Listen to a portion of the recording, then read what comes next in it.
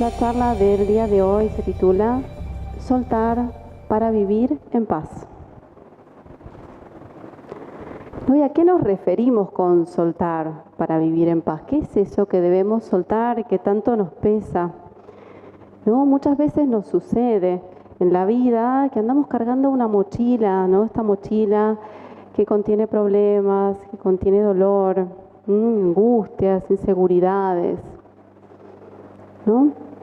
Entonces necesitamos liberarnos de eso. Y muchas veces estas cargas de esta mochila tan pesada las producen el apego. Entonces, para ir metiéndonos un poquito en tema, vamos a compartir una definición de apego, ¿no? Como esta vinculación afectiva, intensa, duradera, de carácter singular, que se desarrolla y consolida entre dos individuos por sus interacciones recíprocas y cuyo objetivo inmediato es la búsqueda de proximidad en momentos de amenaza, ya que proporciona seguridad, consuelo y protección. Claro está que en los primeros meses de vida, en los primeros años, sí, esta relación de apego es necesaria, ¿no? Entre la madre y el hijito o quien esté brindándole estos cuidados básicos, sí, para brindarle esa seguridad, esa protección y que hará que el niño se desarrolle en un marco de confianza, se sienta querido y luego pueda desarrollarse a lo largo de su vida, ¿no? Participar de la vida social y demás. Pero ¿qué pasa cuando esta relación de apego se perpetúa, ¿sí? En el tiempo? ¿No? Ya no nos beneficia, nos perjudica porque nos genera inestabilidad, ¿sí? El miedo a perder. Entonces decimos que este apego, ¿sí? Está basado en la creencia irracional de que eso que me produce apego proveerá de manera única e inigualable un estado de placer, de seguridad, de estabilidad permanente. Ahora bien, hay distintas clases de apego, ¿sí? El apego no se desarrolla respecto de una persona específicamente, sino que puede ser también respecto de cosas, de lugares, ¿sí? Incluso de la vida misma. Entonces la idea es poder interiorizarnos un poquito más sobre las distintas clases de apego como para poder entenderlas y ver si podemos trascenderlas, ¿sí? Bien, la primera clase de apego es el apego a la vida, ¿no? Y el consecuente miedo a la muerte. Como todos sabemos, todos tenemos un instinto de conservación, ¿sí? Que Dios nos lo ha dado para que podamos ir perfeccionándonos existencia tras existencia. Entonces, en principio, todos nacemos con una necesidad de vivir, ¿sí? Que según nuestro adelanto será más mecánica, será más racional, ¿sí? Pero todos nacemos con esta necesidad de vivir. Pero ¿qué pasa cuando esta necesidad se torna exagerada a cualquier costo, ¿no? Nos genera angustia justamente porque tenemos miedo a la muerte. Por otro lado, otra clase de apego es el apego a los bienes materiales, ¿no? Porque Dios, aparte de darnos este instinto de conservación, esta necesidad de vivir que decíamos, nos da los medios que necesitamos para ir desarrollándonos en esta existencia y así ir perfeccionándonos, ¿no? Pero ¿qué pasa? Estos bienes materiales a veces tienen un gustito, ¿no? Que hacen que queramos adquirirlos cada vez más, ¿no? Tienen un atractivo importante y nos genera este apego a los bienes materiales. Entonces, en este punto, ¿sí? Es importante poder definir qué es lo necesario y qué es lo superfluo de los bienes materiales, ¿no? Entonces, decimos que lo necesario es aquello que resulta importante, ¿sí? Para transcurrir la existencia y hacer todo aquello que hemos venido a perfeccionar, ¿sí?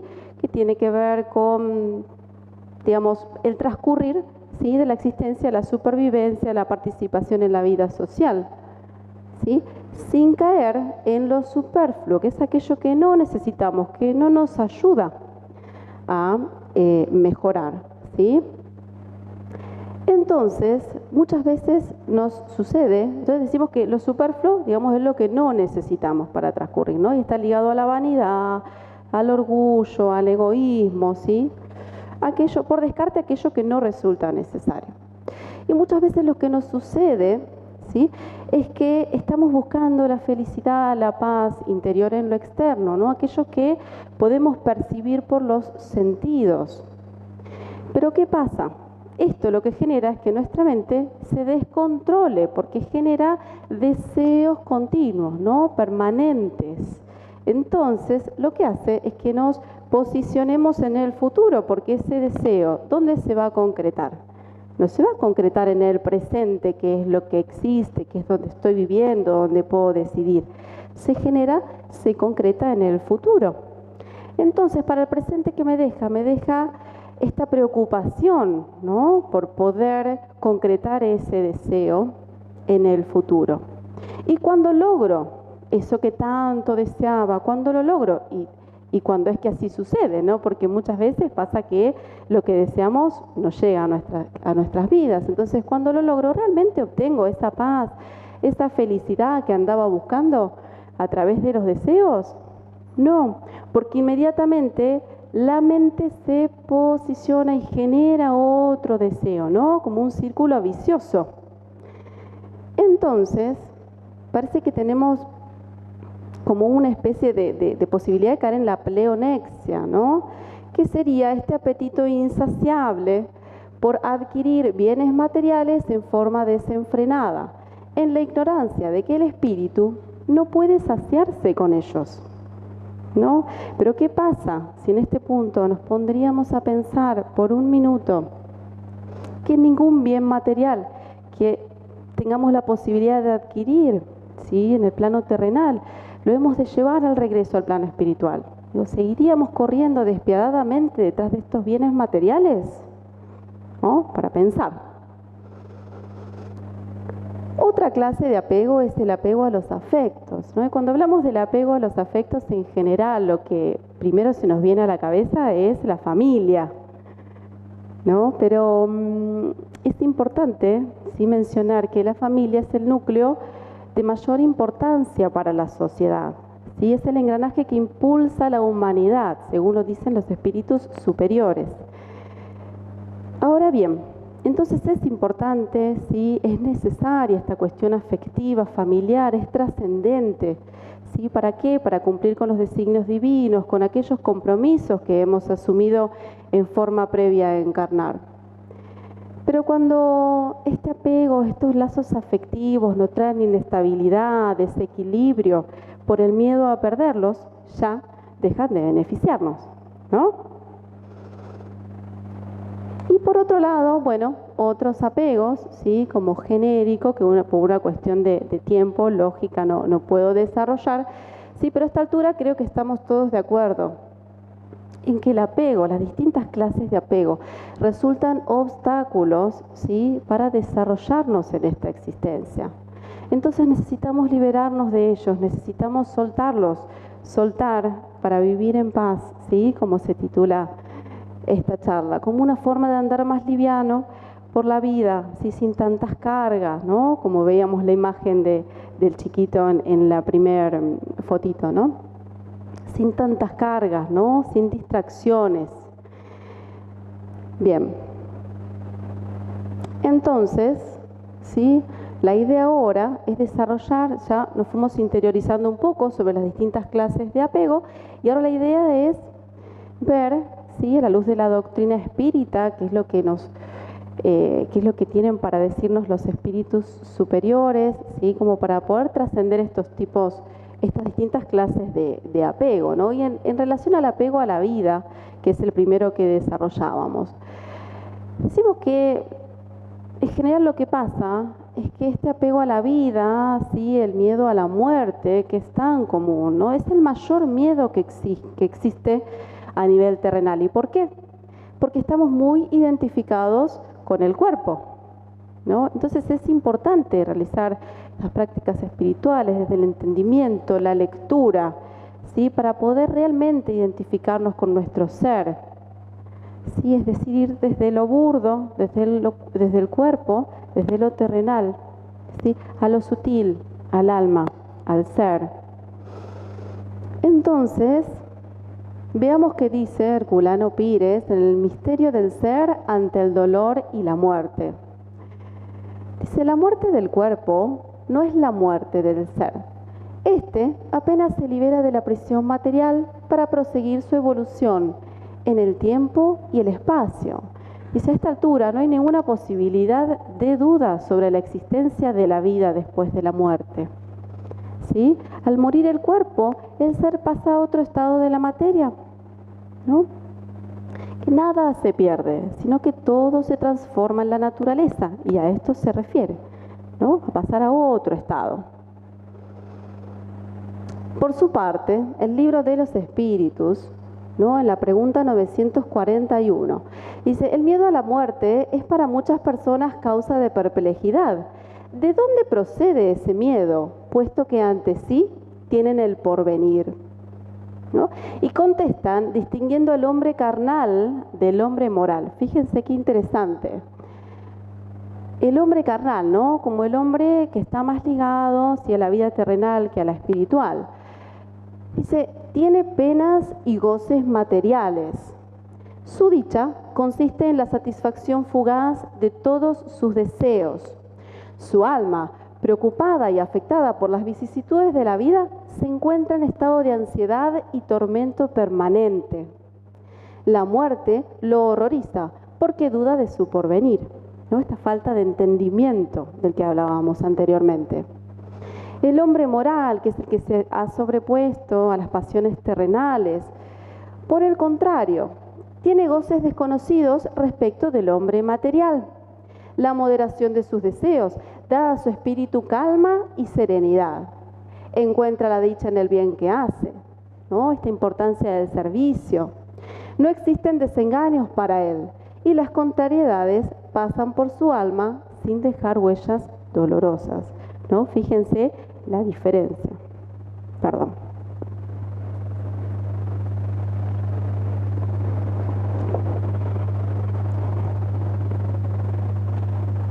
Ahora bien, ¿no? En relación al apego a los bienes materiales, decíamos que es necesario, ¿sí?, liberarnos de los deseos, ¿no? Por este círculo vicioso del que hablábamos anteriormente, o al menos controlarlos, ¿no? Porque los deseos nos ligan a lo material y lo material nos liga a esta insatisfacción continua que nos genera lo material.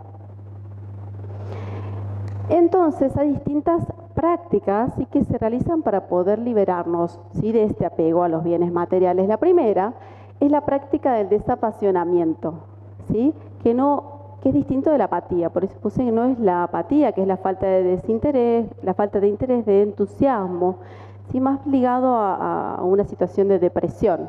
En cambio, el desapasionamiento tiene que ver con el desarraigo de la pasión como una forma de liberarnos de la tiranía de la mente.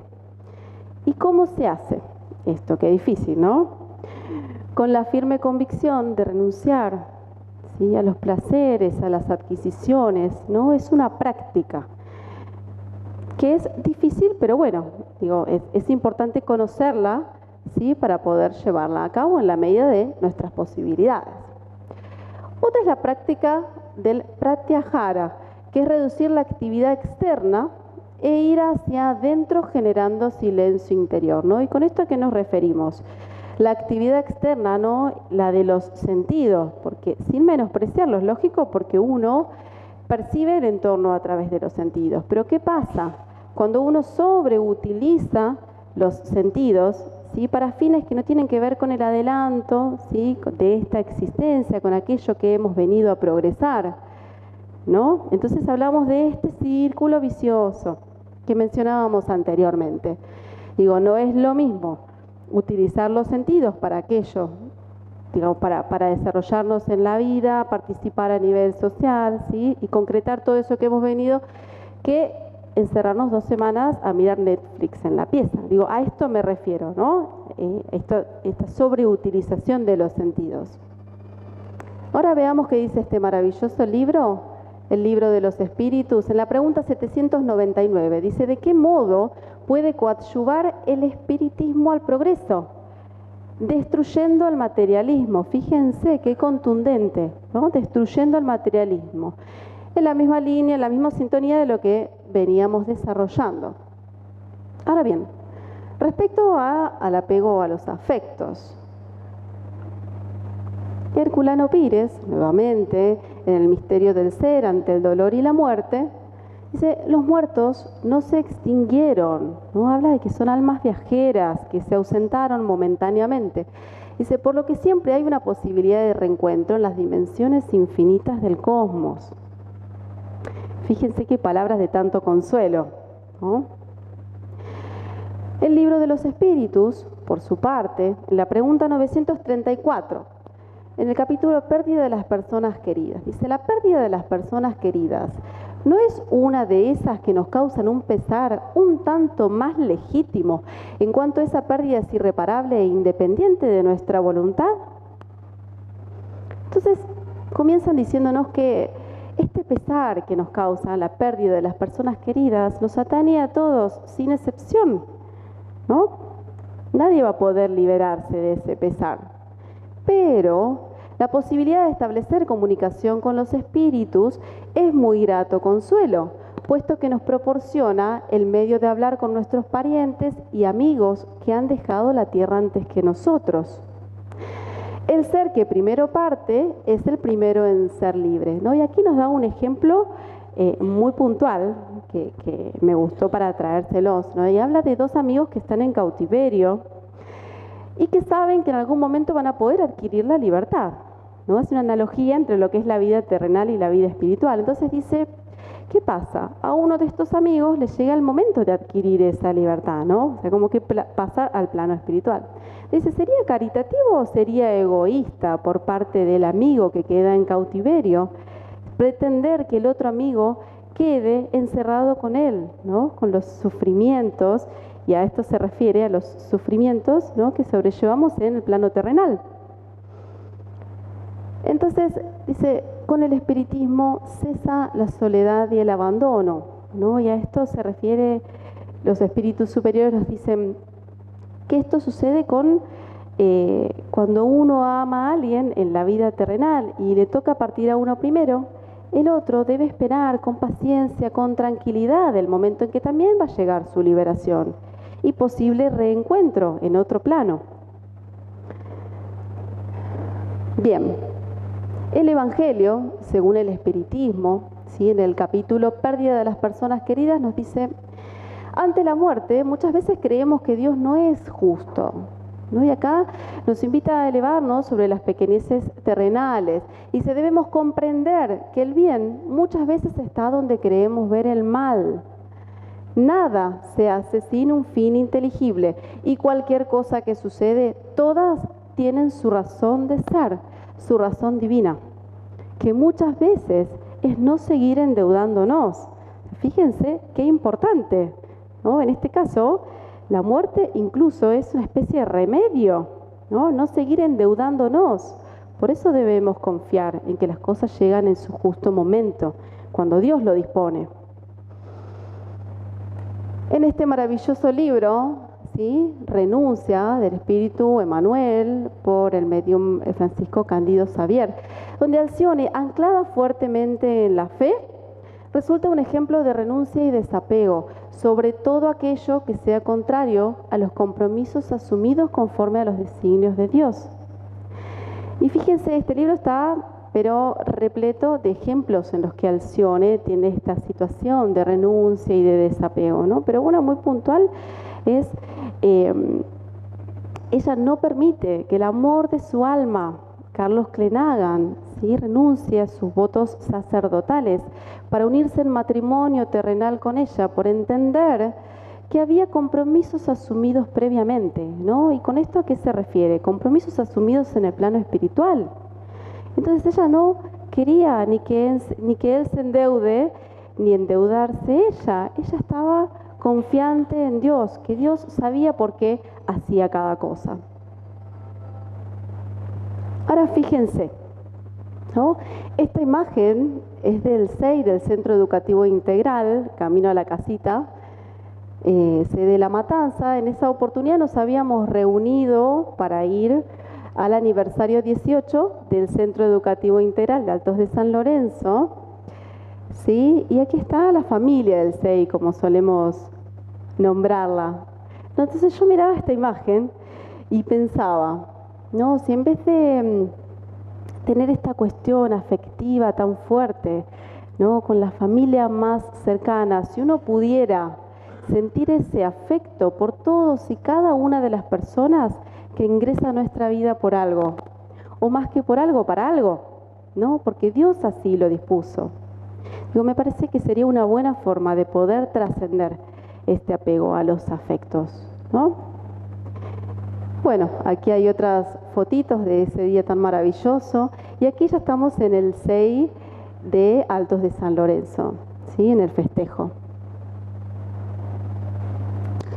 Entonces, creo que a esta altura estamos de acuerdo, ¿sí? Que el apego y todas sus clases lo que hacen es esclavizarnos, ¿no? Es atacar aquella calma interior que mora en las profundidades de nuestro ser, nos vuelve esclavos. No, pero será nuestra decisión si queremos vivir de esa forma o de esta otra manera, ¿no? Sentirnos libres, sí, livianos, a través de liberarnos de los apegos. Entonces, con esta hermosa imagen de fondo, les voy a contar un pasaje muy cortito entre el alumno y su maestro, Sri Sri Ravi Shankar, donde le dice: maestro, ¿cómo puedo liberarme del apego? Me apego a cada pequeña cosa y temo perderla. A lo que el maestro le responde: apégate a lo grande, apégate a Dios. Si te apegas a lo grande, entonces no te molestará el apego. Si te apegas a las pequeñas cosas, sí. Fíjate, cuando amas a alguien, debes entender que no es la persona, que hay algo detrás de la persona. Cuando ves una flor y la admiras por su belleza, por su aroma, debes entender que no es la flor, que hay algo detrás de la flor. Esa flor, esa persona amada, debería recordarte a su Creador, a Dios. Entonces, cuando puedas ver en cada persona, en cada flor, en cada cosa maravillosa del mundo, a Dios, entonces en ese momento el impulso de poseerlo todo ya no te atacará. Y allí, en ese momento, tendrás la paz que tanto deseas. Y para ir finalizando, esta hermosa frase de María Teresa de Calcuta, que dice: cuando por fin puedes comprender cuánto Dios te ama, entonces solo puedes vivir irradiando ese amor. Bueno, espero que hayan podido disfrutar la charla, ¿sí? Que les haya gustado. Les agradezco infinitamente por sus oídos atentos y nos disponemos entonces a recibir los pases.